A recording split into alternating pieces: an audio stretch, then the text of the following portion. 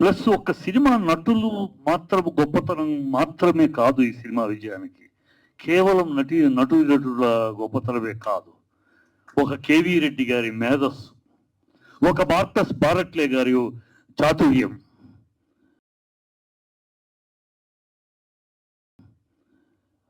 Marcus బారట్లే గారు ఆనాడు ఆయన అవైలబుల్ టెక్నాలజీ ఏమిటి, ఆయన చేతుల్లో ఉన్న అందుబాటులో ఉన్న టెక్నాలజీ ఏంటి, ఆ టెక్నాలజీ తోటి ఆయన దగ్గర ఉన్న అందుబాటు దగ్గర ఇప్పటికీ చూస్తుంటే కూడా ఈ షాట్ ఎట్లా తీసాడా ఆయన అనిపించేలా ఆ గొప్ప మేధావులు.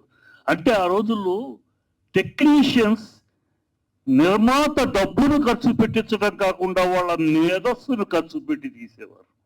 వాళ్ళ ఒక నిర్మాత ఒక ప్రొడ్యూస్ చెప్పాడు, నాయన నేను పెట్టుకున్నాను దర్శకుడుగా, నేను నీ మేధస్సు ఖర్చు పెట్టమని, నా డబ్బును ఖర్చు పెట్టించమని కాదు.